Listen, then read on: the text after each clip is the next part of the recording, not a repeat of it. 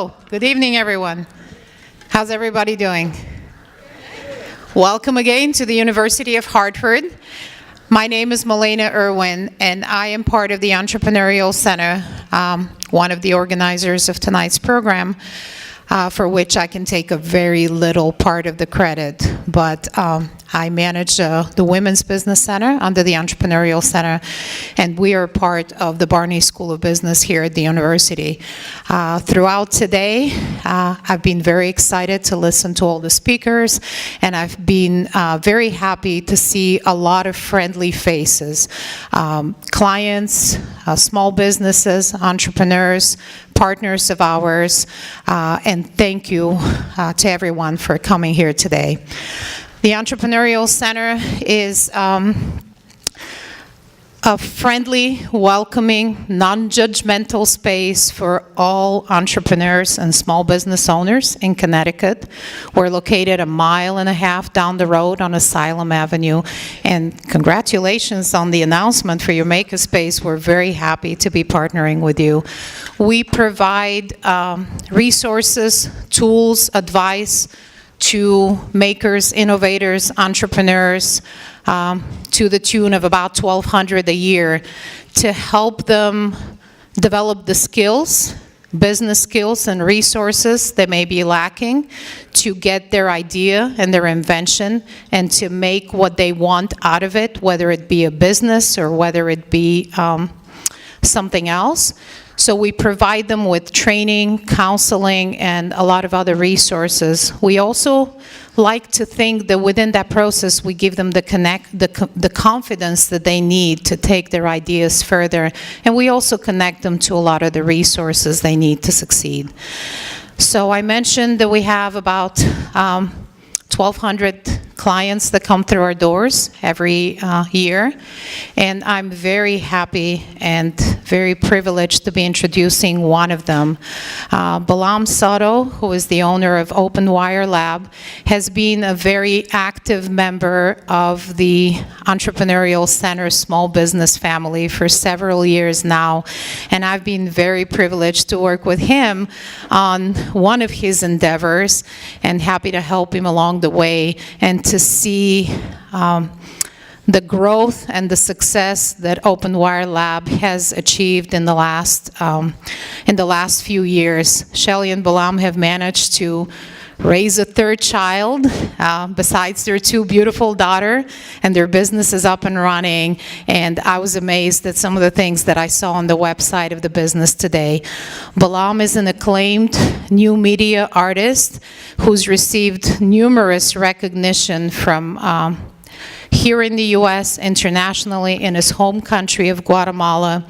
He is creative individual that manages to channel his unique vision of bringing contemporary innovative art and mixing it with high-tech elements. A self-taught developer, he manages to blend in such an amazing way the creativity of art and the amazing opportunities that technology can provide.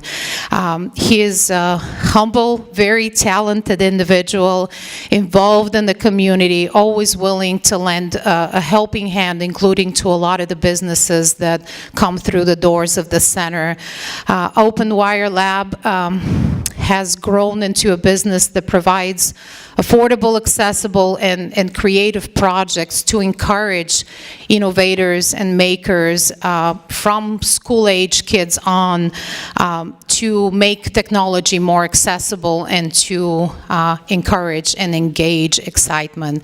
I'm very happy. My kids are users of the products of Open Wire Lab. I do have 2 boys that I hope will continue to become makers, innovators, creators. So I'm really happy to be a small part of that movement. And without further ado, let me introduce Balam Soto, owner of Open Wire Lab. Good evening, everyone. And it is so great to see so many friendly faces and friends today.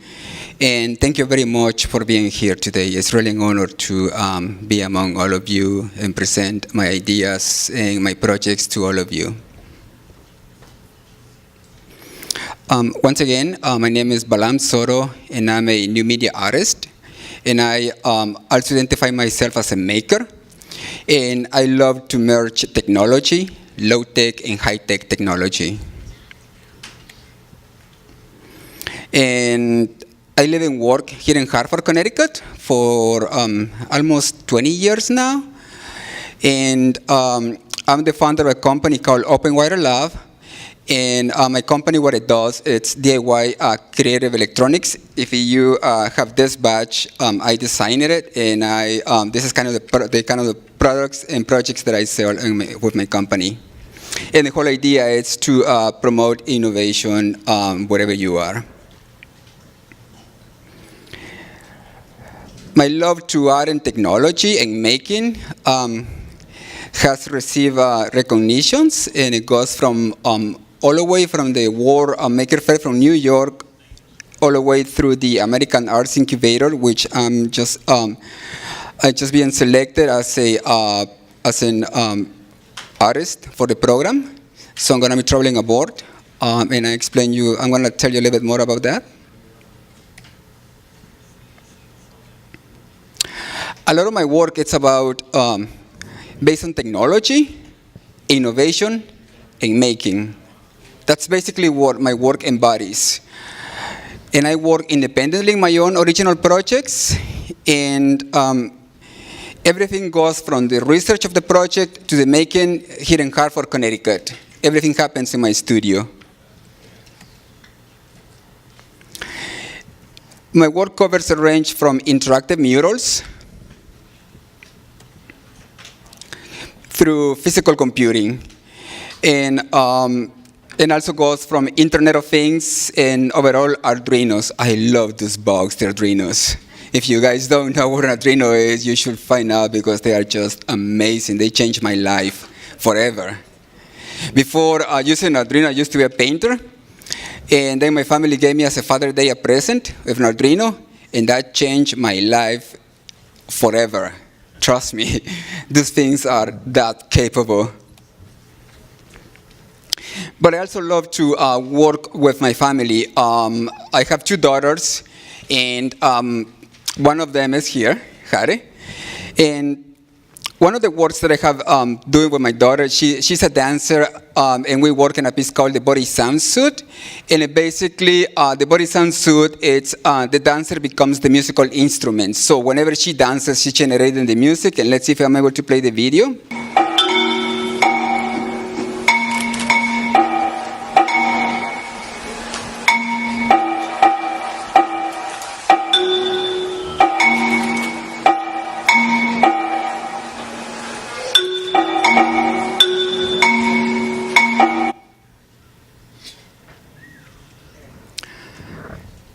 So one of the things that I discovered while I make, it's about designing and making. They should be together.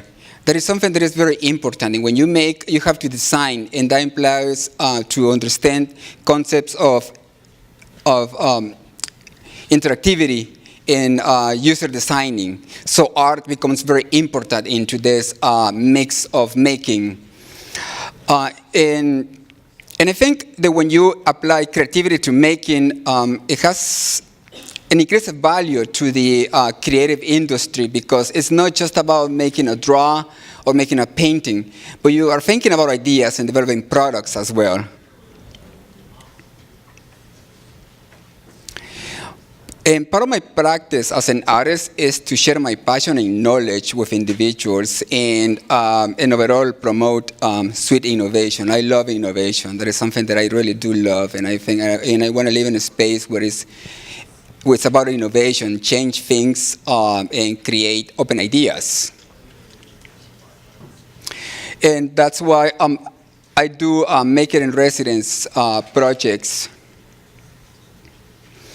And I personally think what I do a Maker in Residence project is a way to promote a positive change in the community and individuals, and also to reach a broad audience and a free exchange of ideas. That's what I love.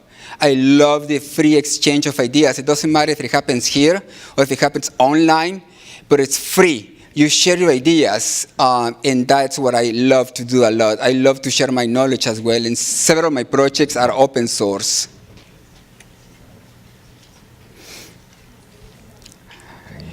And as you guys know, we live in a new age.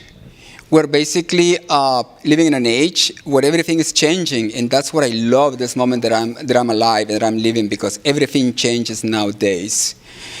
And so that means that the future jobs are going to require a new set of skills. And how can we provide this set of skills to the new generations? In my own perspective, the use of art and technology is a solution to that problem, because it develops new skills and also promotes ideas of entrepreneurship in a new format.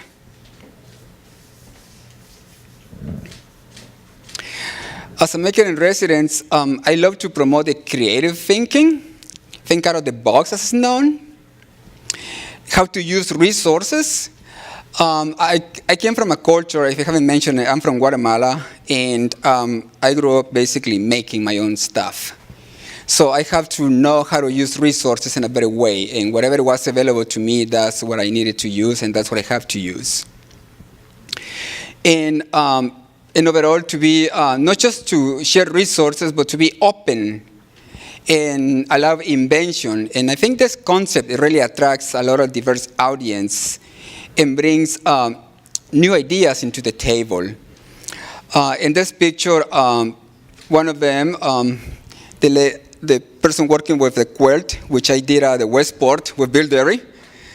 It's my daughter. We're working on that project. And the other two, there are girls, they were afraid to use technology. And after this project, they were into the Arduino programming technology.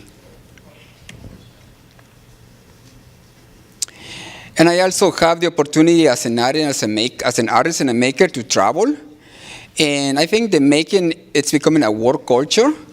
And this is my niece in Guatemala, and she has an Arduino and a button that says make. She understands these concepts, even it's far away from the United States. She knows about making, and she knows what making is. One of my recent workshops I had back in Guatemala was at the University of Galileo. And this is quite interesting, because the reason that I went down to do this workshop of innovation in Guatemala is that Guatemala is looking at making as a solution of national economical problem. So they are adopting this idea as a third world country as a solution to that problem. And I think it's going to work. And based on this idea, I'm going back next year. And my whole project is about e-textile technologies. And this time I'm going to work with the creative industry and help them to adopt making and digital fabrication in Guatemala. And I want to establish kind of like a small frameworks for developing maker spaces in Guatemala City.